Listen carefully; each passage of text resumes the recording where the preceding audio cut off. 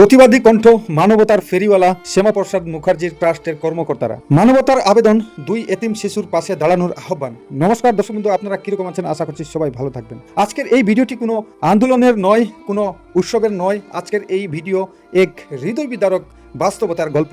মোহনপুর এলাকার বাসিন্দা নরেশ রায় প্রায় 1 বছর আগে এই পৃথিবী ছেড়ে চলে গেছেন। মৃত্যুর সময় তিনি রেখে যান দুটি ছোট সন্তান, একজন ছেলে ও একজন মেয়ে। বাবাকে হারানোর কষ্ট বুকে নিয়েই তাদের মা রিনা রায় সন্তানদের মানুষ করার সংগ্রাম চালিয়ে যাচ্ছিলেন। কিন্তু ভাগ্যর যে নির্মম পরিহার, মাত্র 10 দিন আগে রিনা রায়ও এই পৃথিবীর মায়া ত্যাগ করে চলে গেলেন। মৃত্যুর মধ্যে অনাথ হয়ে গেলেন দুটি নিষ্পাপ শিশু। এই দুঃখ সংবাদ পৌঁছে যায় শ্যামাপ্রসাদ ট্রাস্টের কর্মকর্তাদের কাছে। খবর পাওয়া মাত্রই তারা ছুটে যান ওই পরিবারের কাছে। সেখানে গিয়ে দুটি অসহায় শিশুর অবস্থা দেখে তাদের হৃদয় ভারাক্রান্ত হয়ে ওঠে। ব্যক্তিগত উদ্যোগে তারা কিছু আর্থিক সহায়তা প্রদান করেন এবং সমাজের ভাবনা ও মানবিক মানুষদের কাছে সাহায্যের আবেদন জানান। সবচেয়ে সম্পর্কীয় বিষয় হলো, যখন শিশু দুটিকে জিজ্ঞাসা করা হয়, তোমরা কি পড়াশোনা করার ইচ্ছা আছে, তখন তারা চোখে জল নিয়ে স্পষ্টভাবে বললেন, হ্যাঁ, আমাদের পড়াশোনা করার খুব ইচ্ছা আছে। এই উত্তর শুধু একটি ব্যাখ্যা নয়, এটি তাদের ভবিষ্যতের স্বপ্ন, বেঁচে থাকার আশা এবং জীবন গড়ার আকাঙ্ক্ষা।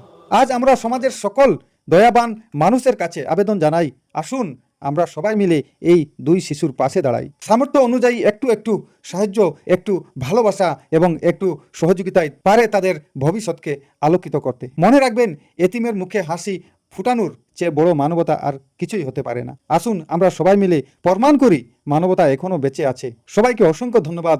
ভিডিওটি ভালো লাগলে লাইক শেয়ার করে সবার কাছে পৌঁছে দেবেন। এক বছর মা মারা যাওয়ার গত সোমবারে 10 দিন হয়েছে। এখন আজকে তার শ্রাদ্ধ করছে। শ্রাদ্ধ আজকে হয়েছে না, শুদ্ধ চলে আজকে তার শুদ্ধ করণ তার কিতা ফোড়াইবার আপনার ইচ্ছা নেই, আপনি দেখভাল করবেন। তারা দুজনের, আপনার দুজনে দেখভাল করবেন। আপনার জায়গা জমি কেমন আছে বা আপনার কিরকম কিতা আপনারা চলাফেরা কিরকম? কিছু নাই, আমরাও তো বাগানও কাজ করি, বাগানও কাজ করিয়াও খাই। বাগানও কাজ আছে, করো? আমারও আছে 4টা, একটা বিয়া দিছি, 3টা রইছে এখন। তারারও একটা সমস্যা। আপনার কিতা 4জন ছেলে কয়জন, মেয়ে কয়জন? ছেলে 2টা, মেয়ে 2টা। মেয়ে 2জন। একজনের বিয়া দিছো, ছেলের বিয়া দিছো, মেয়ের বিয়া দিছো? না, মেয়ে বিয়া দিছি আর ছেলে 2টা রইয়া গেছে। মেয়ে এই দুজন, এই 2টা বাচ্চার খাখা আর খাকি, তারারও ছেলে মেয়ে 4জন আছে। বাগানে কাজ করে তারার গৃহস্থলে যেটা তারা ইয়ে করে। আর লগে এখন এই 2জন আরো বাচ্চা, তাদের লগে তারা দেখাশোনা করতেছে তাদের। এখন তাদের পক্ষেও তো তারা 3জন আর 2জন 5জন এখন হয়ে গেছে। তাদের পক্ষে তো এটা সম্ভব না। যতটুকু আমরা দেখতেছি এদের সাহায্যের দরকার।